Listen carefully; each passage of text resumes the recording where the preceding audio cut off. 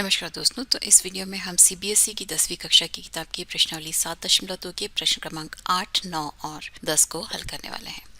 8वें प्रश्न में हमें दिया है यदि a और b क्रमशः -2 और 2 4 हैं तो मान लीजिए कि ये है बिंदु A जिसके निर्देशांक हैं -2, -2 और ये है बिंदु B जिसके निर्देशांक हैं 2, -4। तो बिंदु P के निर्देशांक ज्ञात कीजिए। मान लीजिए कि बिंदु P जो है वो यहाँ पर कहीं है। हमें इसके निर्देशांक ज्ञात करने हैं जहाँ पर हमें दिया है कि AP बराबर है 3 गुना AB बटा 7 के। तो यहाँ पर हमें AP और AB का अनुपात दिया हुआ है। हमें AP और PB का अनुपात अगर मिल जाए तो हम इस बिंदु P के निर्देशांक अपने फॉर्मूलों का उपयोग करके निकाल सकते हैं।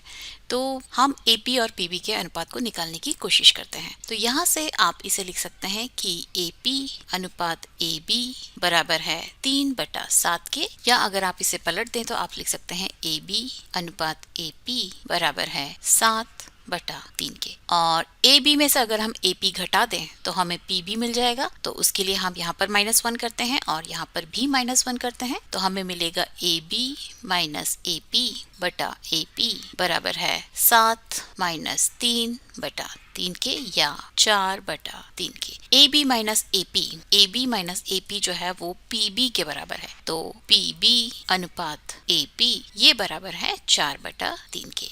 या आप कह सकते हैं कि AP और PB का अनुपात 3/4 है। ये हमने सिर्फ इसका व्युत्क्रम लेके लिखा है। मतलब कि बिंदु P जो है वो AB को 3:4 में विभाजित करता है। और अभी हम बड़ी ही आसानी के साथ इसके x और y निर्देशांक निकाल सकते हैं। तो बिंदु P के x निर्देशांक की अगर हम बात करें तो वो बराबर होगा 2 गुना 3 plus -2 multiplied by 4 divided by 3 plus 4 के, या ये बराबर होगा 3 दूनी 6 -4 दूनी 8 बटा 7 या -2 डिवाइडेड बाय 7 के। और इस बिंदु P के यदि y निर्देशांक की हम बात करें तो ये बराबर होगा 3 multiplied by -4 plus 4 multiplied by -2 divided by 3 plus 4 के, या ये बराबर होगा 4 तिया 12। ये नेगेटिव होगा क्योंकि हम 3 मल्टीप्लाइड बाय -4 कर रहे हैं। और ये 4 गुना -2 ये भी होगा -8 के बराबर डिवाइडेड बाय 7, या ये बराबर होगा -20 डिवाइडेड बाय 7 के। तो बिंदु P के निर्देशांक हुए -2 डिवाइडेड बाय 7, इसका y निर्देशांक हुआ -20 डिवाइडेड बाय 7। तो ये हुआ 8वां प्रश्न। और अभी हम 9वें प्रश्न की तरफ चलते हैं। और 9वें प्रश्न में हमें बिंदुओं -2, 2 यानी कि मान लीजिए कि ये है बिंदु A जिसके निर्देशांक है -2, 2 और 2, 8। तो ये है बिंदु B जिसके निर्देशांक हैं 2, 8। इसे 4 बराबर भागों में विभाजित करने वाले बिंदुओं के निर्देशांक ज्ञात करने हैं। तो पहले हम इसे 2 बराबर भागों में अगर हम विभाजित करें, मान लीजिए कि ये जो है वो बिंदु P है जो कि इसे 2 बराबर भागों में विभाजित करता है। और फिर AP को हम 2 बराबर भागों में विभाजित करेंगे जो कि मान लीजिए ये है बिंदु M, और PB को हम 2 बराबर भागों में विभाजित करेंगे तो मान लीजिए कि ये है बिंदु N। तो इस तरह से हमें इन 3 बिंदुओं के निर्देशांक मिल जाएंगे जो कि AB को 4 बराबर भागों में विभाजित करेंगे। तो यदि हम बिंदु P के निर्देशांक की बात करें तो P का x निर्देशांक होगा बिंदु A का x निर्देशांक प्लस बिंदु B का x निर्देशांक बटा 2 के बराबर, यानी कि -2 multiplied by 1 plus 2 multiplied by 1 divided by 1 plus 1 के, या -2 प्लस 2 डिवाइडेड बाय 2 या 0 के बराबर। और बिंदु P का y निर्देशांक होगा 2 multiplied by 1 plus 8 multiplied by 1 divided by 2 के बराबर, या ये बराबर होगा 2 प्लस 8 डिवाइडेड बाय 2 या 5 के बराबर। तो बिंदु P के निर्देशांक हमें मिलेंगे 0, 5, ठीक है।